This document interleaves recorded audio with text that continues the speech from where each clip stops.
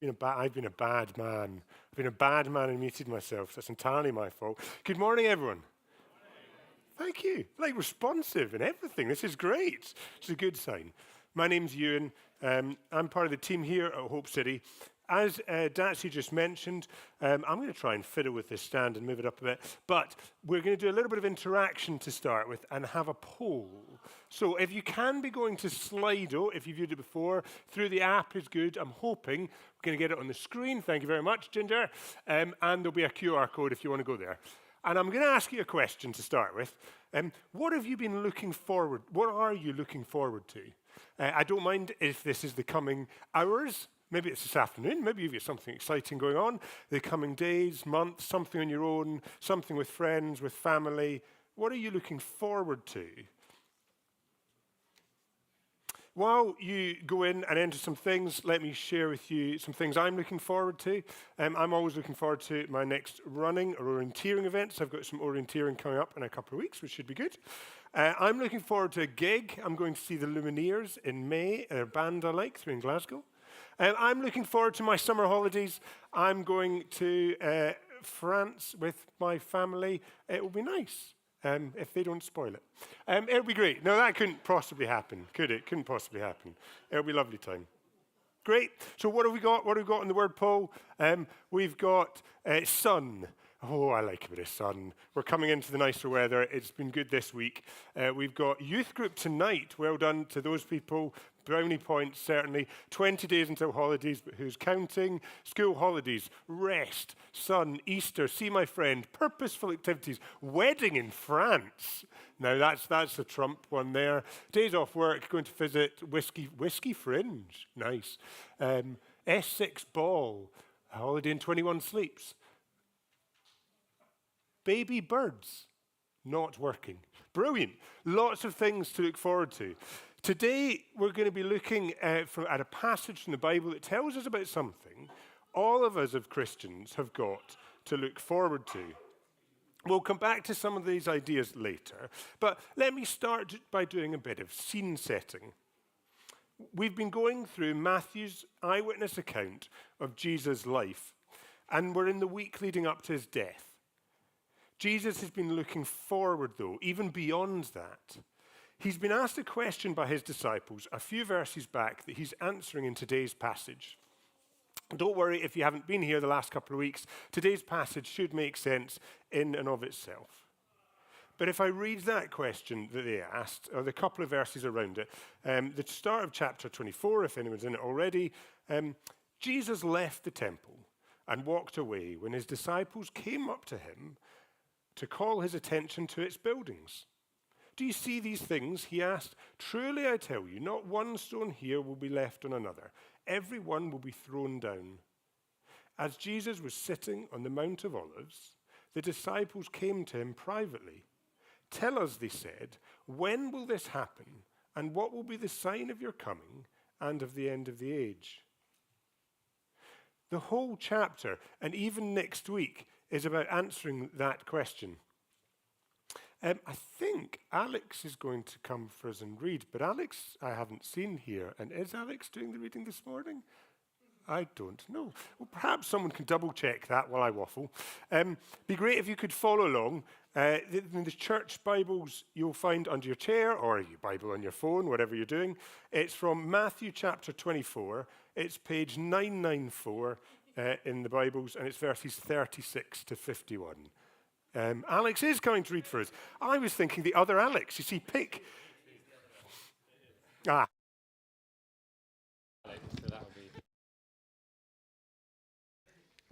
Lovely, perfect. So we're reading from verse 36. But about that day or hour, no one knows, not even the angels in heaven, nor the Son, but only the Father. As it was in the days of Noah, so it will be at the coming of the Son of Man. For in the days before the flood, people were eating and drinking, marrying and giving up in marriage, up to the day Noah entered the ark. And they knew nothing about what would happen until the flood came and took them all away. That is how it will be at the coming of the Son of Man. 2 men will be in the field, one will be taken and the other left. 2 women will be grinding with a handmill, one will be taken and the other left. Therefore, keep watch, because you do not know on what day your Lord will come.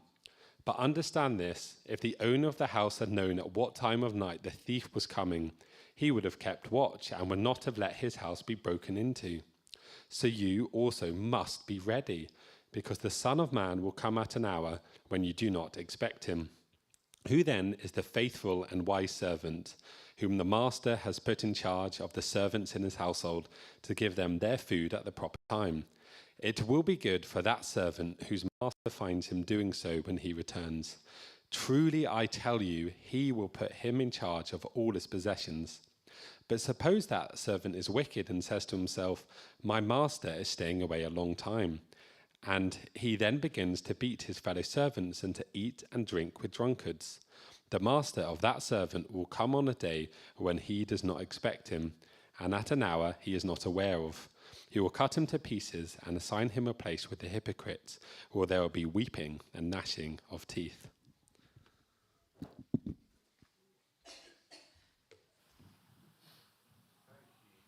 you, Alex. For those of you who were here last week, I'm glad to say this passage is a little bit more straightforward to understand. Jesus is answering that question in that second half that we looked at of verse 3. What will be the sign of your coming and of the end of the age? How do we know that's what he's answering? Well, if we look at verse 37, I'll be referencing the verses a lot. It'd be great if you had the Bible in front of you and if you look along. So it will be at the coming of the Son of Man. Now, the Son of Man is a phrase Jesus uses about himself a number of times. It comes from the book of Daniel, earlier on in the Bible. And it's this idea that God would bring a forever king to be a ruler over all the people. This is what Jesus is claiming about himself. And earlier in Matthew, Jesus also said to his disciples that he will return. Chapter 16, verse 27, for anyone who's keeping score. For the Son of Man is going to come in his Father's glory with his angels. Then he will reward each person according to what they have done. So Jesus' disciples have understood, or at least are starting to understand, that Jesus is the Son of Man, this promised king, and that he will return at the end of the age. So, moving on to sort of what it talks about in this passage, the first important point Jesus makes, we are not going to know when this is going to happen. I'm going to repeat that because, frankly, Jesus does and emphasizes it quite a lot. We're not going to know when Jesus is going to return. The angels don't know, even Jesus himself doesn't know. It repeats it in verses 42, in verses 44, and in verses 50. So if you haven't missed it yet, you're not going to know when Jesus is going to return. I wonder if this isn't something that's as big an issue nowadays. I think it has been at times down through history. But knowing how the internet works, it could be back any time. There's been forecasts back through the years. People have said, Jesus is going to come back at such and such a time, or after this event or that event. And no spoilers here, but it hasn't happened yet. Now, how do I know that? Well, bluntly, because one, we're still here, and two, we're going to know about it. If I look just back into last week's passage and verse 27, this isn't something we're going to miss.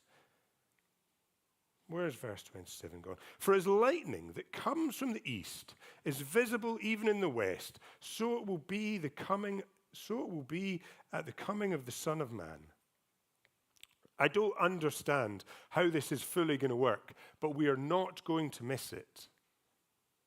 And verses 37 to 41 in today's passage, Jesus continues to make this point, while kind of making a few other supporting points too. Again, in verse 37, he talks about the days of Noah. So for anyone who doesn't know, Noah was a big figure from very early on in the Bible. God was unhappy with how people, all the people, were living in the world. So he planned to send a flood to wash them away, except that is for Noah and his family who would be saved through a boat. Other people, well, they were just getting on with life. They were eating and drinking. In my head, it takes me back to having a cup of tea, but maybe that's just me. Just normal life, getting on with it. Even the big events in normal life, marriage and being given in marriage. They were, and the time when Jesus would come was going to be a complete surprise. To be sure, the time when the flood would come and the time when Jesus will come would be a complete surprise. Now, to be clear, I'm not saying you need to stop doing these things. I'm not saying stop eating or drinking or going about your normal life. In fact, the passage itself kind of says that in a moment. So if you've got any eating or drinking plans, feel free to go ahead. It's okay. We'll come back to the application towards the end of the passage, but I didn't want to be misunderstood. Jesus' return will be a different sort of surprise for those who trust him to those who don't. But we know that we can expect it. It's certain to happen for people that don't trust Jesus. It will come as a complete surprise and turn their life upside down. The story of Noah is a picture of what it will be like when Jesus returns. All the people who don't trust in Jesus will be washed away. But just as Noah was saved, we can be saved through Jesus. At Jesus' return, this is what will happen. And Jesus brings up a similar aspect to this if we're going on to verses 40 and 41 in our lives. There's two men in a field, again, going about their ordinary daily lives. One will be taken, the other will be left. There's two women grinding at a mill. One will be taken, the other will be left. It's sudden and surprising for them all. And here particularly the focus is on the separation between those who will ultimately be punished and between those who will be with God and Jesus on the new earth. These are all people who are going about their ordinary lives. Both sets of people were going about their ordinary lives. They might have looked similar from the outside, but they will be taken to two different ends. You see, we all have an ultimate destiny, either to be separated from God or to be with God and Jesus.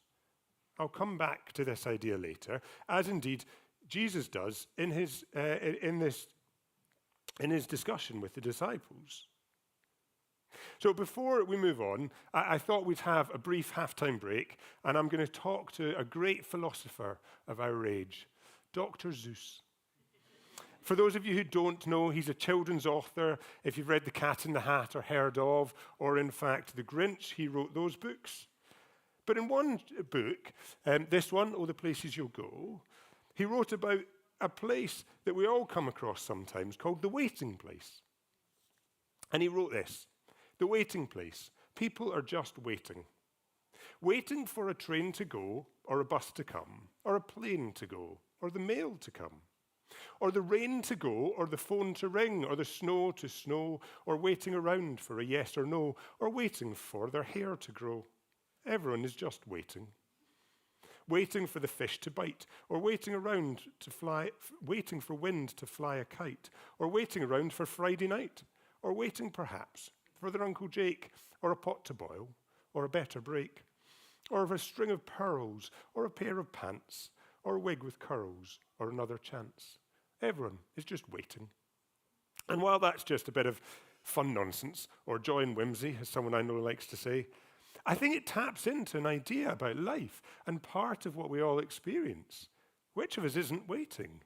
That idea we had at the start. What's the nice thing that you're waiting for?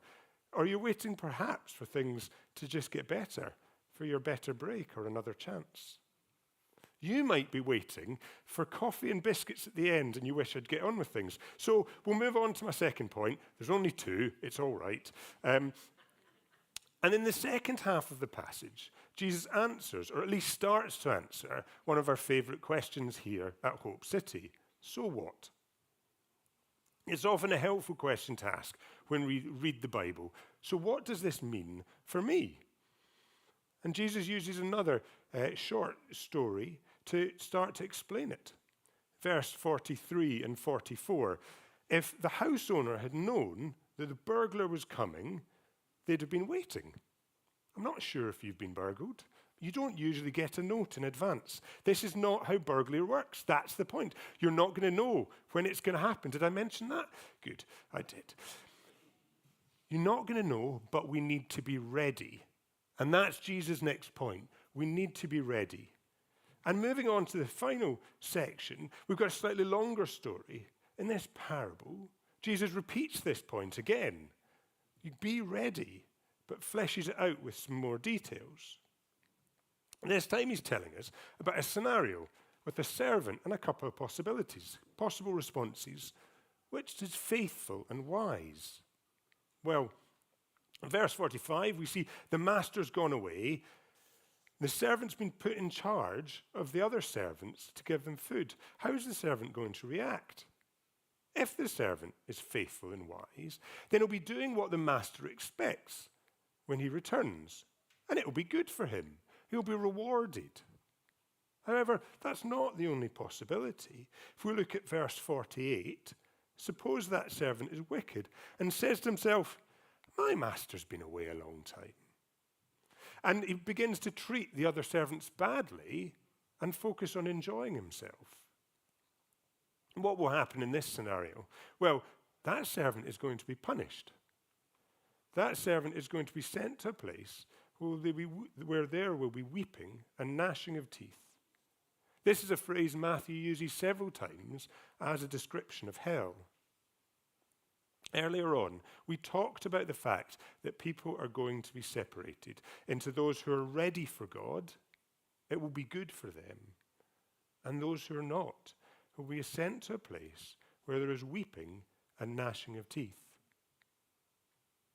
Given who Jesus is talking to at this point, a few of his closest disciples, I think the message here is particularly focused on leaders in the church. Also, he uses the word hypocrites here to talk about where if the servant is not being faithful, where he will be sent. And that casts our minds back, if you're here a few weeks ago, to how Jesus was talking about the leaders in the church at the time, the leaders in the Jewish faith, the religious leaders of the time. Are they living the lives that God expects of them and doing what God expects? So, the Master Jesus has gone away. We know he will return, and what will you be doing when he returns? Because this is true and relevant for us all, even if it's focused on those in authority. How do we live as a faithful servant? How can we be ready? Well, I think this takes us back in some ways to the question we had at the start. What are you waiting for? Now, if you've come here this morning and you don't trust Jesus, I'm so glad you've come to join us. So glad you're willing to hear and think about who Jesus is. You might have listened to this and think this sounds a bit bonkers, frankly. Stories about the end of the world, they can all sound a bit far-fetched. Well, I hope you understand what Jesus is saying here in light of what he says throughout his gospel, throughout Matthew's account of his life. I'd encourage you to read the whole thing.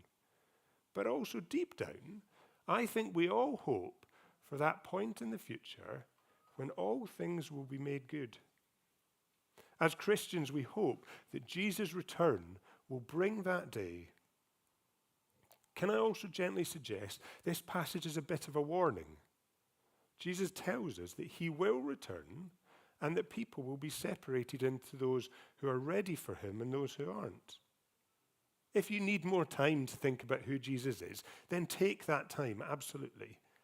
But if you understand who Jesus is and trust in him, trust that he died to save you, then what are you waiting for? You can trust in him today. Be ready. For those of us who do trust in Jesus already, well, to some degree, it's the same question and the same answer.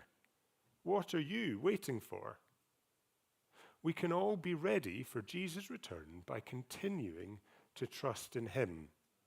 Know that Jesus is the Son of Man, God's forever King, knowing that he will return and we can look forward to that. Yes, still get on with your lives. You can still eat and drink, and if you've got plans, still get married. While obviously, do these things in the way that Jesus taught us to live our lives and be thankful to God for his good gifts. But we should all be longing for that day. As some in my family like to remind me, I'm pretty old now, and sometimes I feel quite weary. Genuinely. I started trusting Jesus over 30 years ago. Am I ready for his return now as I was then? Have some of us, forgotten that we're waiting at all? Have we got just so busy at getting on with our normal lives? We talked at the start about some of the nice things in life that we're waiting for. When you hear that Jesus is coming back, do you kind of hope he might wait a while? Do you hope that you'll get to go on that holiday, that you'll get to have your wedding day, that some other thing that will happen, that event that you're looking forward to? You're kind of hoping that will happen first, because I might gently suggest if you do, that it's not the right order of priorities. It's not to say that I've got this sorted, but are we too busy enjoying the gifts that God has given us? I think also that some of that can be misunderstanding how good it's going to be when he comes back. Jesus says it should be him before everything, and it will be better if it is. So are you looking forward to life too much because you think too little about what things will be like when Jesus returns? Or conversely, do you look forward to Jesus returning too little because you've just been ground down a bit by life and forgotten where it's going? Either way, I hope this passage is a reminder about what lies ahead and about what will be there. I kind of split these into three angles of how you can be ready. I kind of think they're all the same thing. Keep trusting, keep remembering this is going to happen. And one more short point, well, two more short points before we come to the end. What are you waiting for? Well, for some people, might be in a bit worse situations. That might be that you're suffering in some way from mental or physical health issues. Perhaps you are waiting eagerly for Jesus to return to make all things good. And you know that he will. And he will end that suffering and make things better. Or perhaps if you're suffering, you too have been ground down by it and wondering when it will happen. Remember, know that Jesus will come back. The Bible as a whole tells us how to live and how should we be living while we wait. There was one passage that brought to mind when I was reading through these verses that tells us what we should be doing between now and the end of the age. And for those of you who are looking along, if you flick forward to Matthew chapter 28, these quite famous verses, 18 to 20. Then Jesus came to them and said, "All authority in heaven and on earth has been given to me. Therefore go and make disciples of all nations, baptizing them in the name of the Father and of the Son and of the Holy Spirit, and teaching them to obey everything I have commanded you. And surely I'm with you to the very end of the age." This is what we should be doing now while we wait. This is what Jesus told us before he went back into heaven. We're waiting for him to return. And in the meantime, this is what we as a church are about. Telling other people about Jesus, making disciples and teaching them what Jesus has commanded. As I sum up, what are you waiting for? How is waiting going for you? One last Bible verse, hopefully to find some encouragement. With the Lord, a day is like 1,000 years, and 1,000 years is like a day. The Lord is not slow at keeping his promise, as some understand slowness. Instead, he is patient with you, not wanting anyone to perish, but everyone to come to repentance. So Jesus will return, at exactly the right time. We don't know when it's going to be, but he will return, so be ready now. Colin is going to come and lead us in a song of reflection as we think more about that.